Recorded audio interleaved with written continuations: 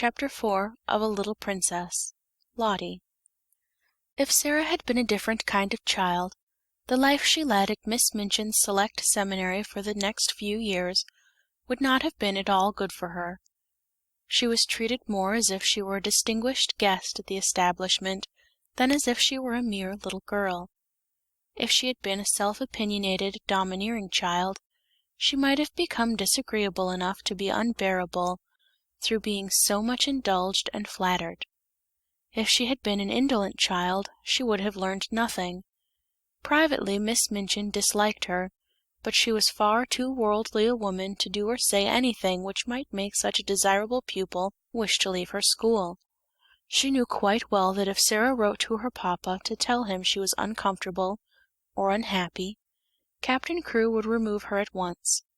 Miss Minchin's opinion was that if a child were continually praised and never forbidden to do what she liked, she would be sure to be fond of the place where she was so treated.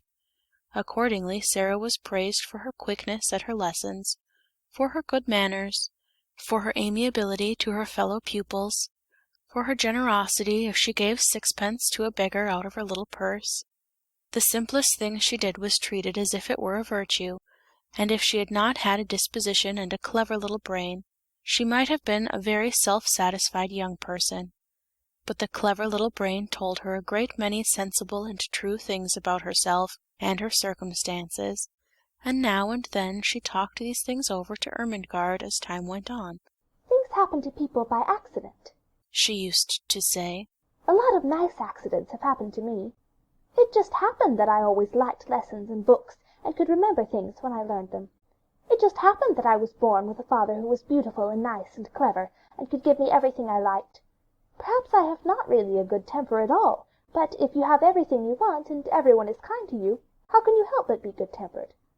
I don't know," looking quite serious, "how I shall ever find out whether I am really a nice child or a horrid one.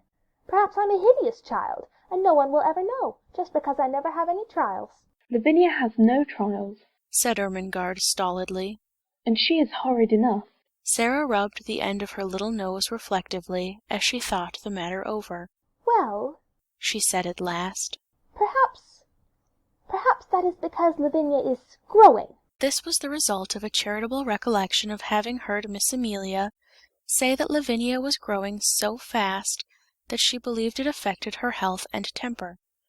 Lavinia, in fact, was spiteful. She was inordinately jealous of Sarah. Until the new pupil's arrival, she had felt herself the leader in the school. She had led because she was capable of making herself extremely disagreeable if the others did not follow her. She domineered over the little children, and assumed grand airs with those big enough to be her companions. She was rather pretty, and had been the best-dressed pupil in the procession when the select seminary walked out 2 by 2, until Sarah's velvet coats and sable muffs appeared, combined with drooping ostrich feathers, and were led by Miss Minchin at the head of the line. This, at the beginning, had been bitter enough, but as time went on it became apparent that Sarah was a leader too, and not because she could make herself disagreeable, but because she never did.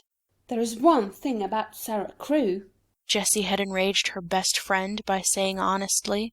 "She's never grand about herself the least bit, and you know she might be, Levy. I believe I couldn't help being just a little, if I had so many fine things and was made such a fuss over.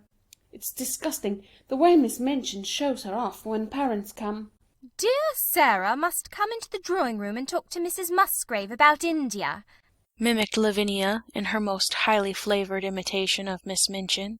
"Dear Sarah must speak French to Lady Pitkin. Her accent is so perfect. She didn't learn her French at the seminary at any rate, and there's nothing so clever in her knowing it. She says herself she didn't learn it at all.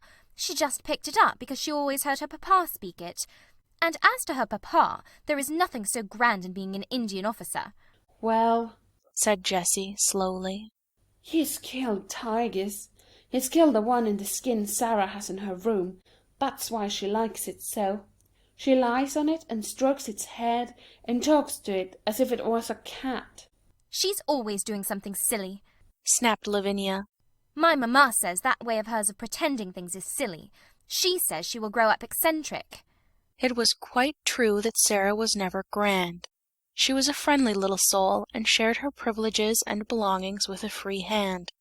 The little ones, who were accustomed to being disdained and ordered out of the way by mature ladies aged 10 and 12, were never made to cry by this most envied of them all.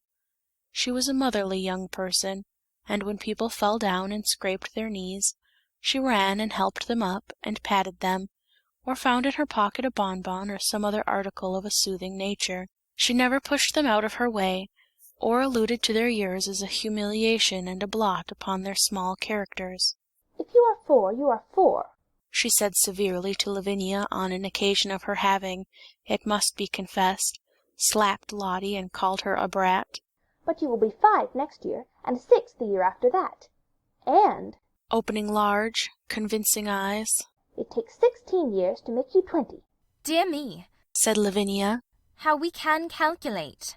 In fact, it was not to be denied that 16 and 4 made 20, and 20 was an age the most daring were scarcely bold enough to dream of. So the younger children adored Sarah.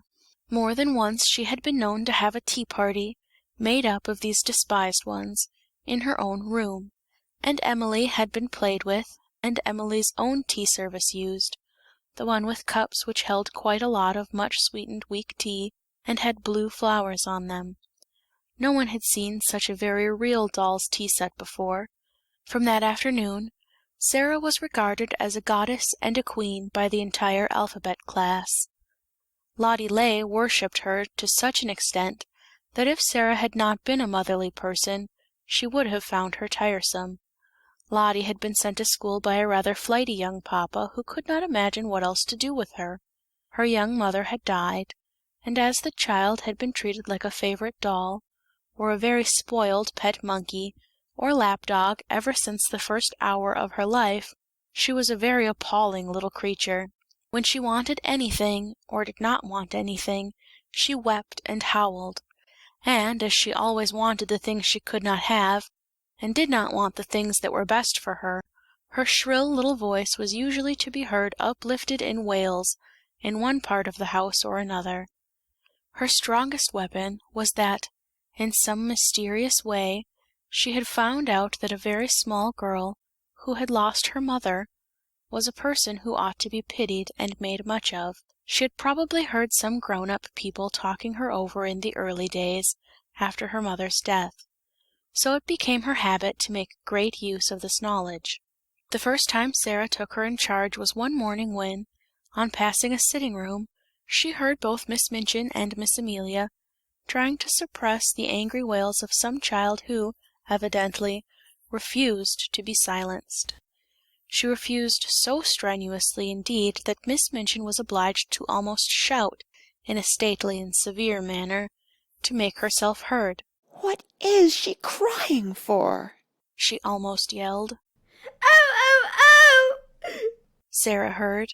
"I haven't got any ma!" "Oh, Lottie!" screamed Miss Amelia. "Do stop, darling. Don't cry. Please don't." "Oh! Oh, oh, oh, oh!" Lottie howled tempestuously. "Haven't got any ma!" "She ought to be whipped." Miss Minchin proclaimed. "You shall be whipped, you naughty child." Lottie wailed more loudly than ever. Miss Amelia began to cry. Miss Minchin's voice rose until it almost thundered. Then suddenly she sprang up from her chair in impotent indignation and flounced out of the room, leaving Miss Amelia to arrange the matter. Sarah had been passed in the hall, wondering if she ought to go into the room, because she had recently begun a friendly acquaintance with Lottie, and might be able to quiet her. When Miss Minchin came out and saw her, she looked rather annoyed. She realized that her voice, as heard from inside the room, could not have sounded either dignified or amiable. "Oh, Sarah!" she exclaimed, endeavoring to pronounce a suitable smile. I stopped, explained Sarah. because I knew it was Lottie, and I thought perhaps, just perhaps, I could make her be quiet. May I try, Miss Minchin? "If you can. You are a clever child." answered Miss Minchin, drawing in her mouth sharply. Then, seeing that Sarah looked slightly chilled by her asperity, she changed her manner. But you are clever in everything, she said in her approving way. I dare say you can manage her. Go in. And she left her. When Sarah entered the room, Lottie was lying upon the floor, screaming and kicking her small fat legs violently, and Miss Amelia was bending over her in consternation and despair, looking quite red and damp with heat. Lottie had always found, when in her own nursery at home, that kicking and screaming would always be quieted by any means she insisted on. Poor plump Miss Amelia was trying first one method, and then another. "Poor darling," she said one moment. "I know you haven't any, mamma, poor." Then in quite another tone, "If you don't stop, Lottie, I will shake you. Poor little angel. There, you wicked, bad, detestable child, I will smack you, I will!" Sarah went to them quietly. She did not know at all what she was going to do, but she had a vague, inward conviction that it would be better not to say such different kinds of things quite so helplessly and excitedly. Miss Amelia, she said in a low voice. Miss Minchin says I may try to make her stop. May I? Miss Amelia turned and looked at her hopelessly. "Oh, do you think you can?" she gasped. I don't know whether I can, answered Sarah, still in her half-whisper. but I will try. Miss Amelia stumbled up from her knees with a heavy sigh, and Lottie's fat little legs kicked as hard as ever. If you will steal out of the room, said Sarah. I will stay with her. "Oh, Sarah," almost whispered Miss Amelia. "We never had such a dreadful child before. I don't believe we can keep her." But she crept out of the room, and was very much relieved to find an excuse for doing it. Sarah stood by the howling, furious child for a few moments, and looked down at her without saying anything. Then she sat down flat on the floor beside her and waited. Except for Lottie's angry screams, the room was quite quiet. This was a new state of affairs for little Miss Ley, who was accustomed, when she screamed, to hear other people protest and implore and command and coax by turns, to lie and kick and shriek, and find the only person near you not seeming to mind in the least, attracted her attention. She opened her tight-shut streaming eyes to see who this person was, and it was only another little girl. But it was the one who owned Emily and all the nice things, and she was looking at her steadily and as if she was merely thinking. Having paused for a few seconds to find this out, Lottie thought she must begin again, but the quiet of the room and of Sarah's odd, interested face made her first howl rather half-hearted. I haven't got any ma, she announced, but her voice was not so strong. Sarah looked at her still more steadily, but with a sort of understanding in her eyes. Neither have I, she said. This was so unexpected that it was astounding. Lottie actually dropped her legs, gave a wriggle, and lay and stared. A new idea will stop a crying child when nothing else will. Also it was true that while Lottie disliked Miss Minchin, who was cross, and Miss Amelia, who was foolishly indulgent, she rather liked Sarah, little as she knew her. She did not want to give up her grievance, but her thoughts were distracted from it, so she wriggled again, and after a sulky sob said, Where is she? Sarah paused a moment. Because she had been told that her mamma was in heaven, she had thought a great deal about the matter, and her thoughts had not been quite like those of other people. She went to heaven, she said. But I am sure she comes out sometimes to see me, though I don't see her. So does yours. Perhaps they can both see us now.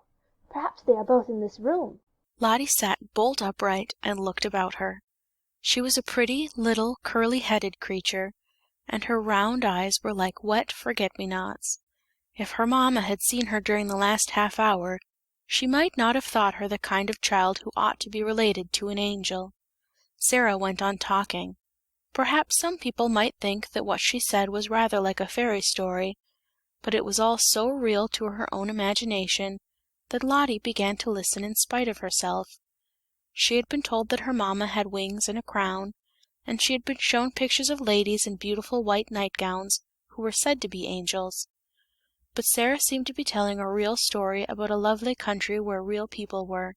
"There are fields and fields of flowers," she said, forgetting herself as usual when she began, and talking rather as if she were in a dream. "fields and fields of lilies, and when the soft wind blows over them it wafts the scent of them into the air, and everybody always breathes it, because the soft wind is always blowing. And little children run about in the lily fields and gather armfuls of them, and laugh, and make little wreaths. And the streets are shining, and people are never tired, however far they walk. They can float anywhere they like. And there are walls made of pearl and gold all around the city, but they are low enough for the people to go and lean on them, and look down onto the earth, and smile, and send beautiful messages." Whatsoever story she had begun to tell, Lottie would, no doubt, have stopped crying, and been fascinated into listening, but there was no denying that this story was prettier than most others. She dragged herself close to Sarah, and drank in every word until the end came, far too soon. When it did come, she was so sorry that she put up her lip ominously. "I want to go there," she cried. I haven't got any mamma in this school." Sarah saw the danger signal, and came out of her dream. She took hold of the chubby hand and pulled her close to her side with a coaxing little laugh. "I will be your mamma," she said. "We will play that you are my little girl, and Emily shall be your sister." Lottie's dimples all began to show themselves. "Shall she?" said. "Yes," answered Sarah, jumping to her feet. "let us go and tell her, and then I will wash your face and brush your hair." To which Lottie agreed quite cheerfully, and trotted out of the room and upstairs with her, without seeming even to remember that the whole of the last hour's tragedy had been caused by the fact that she had refused to be washed and brushed for lunch, and Miss Minchin had been called in to use her majestic authority. And from that time Sarah was an adopted mother. End of chapter 4.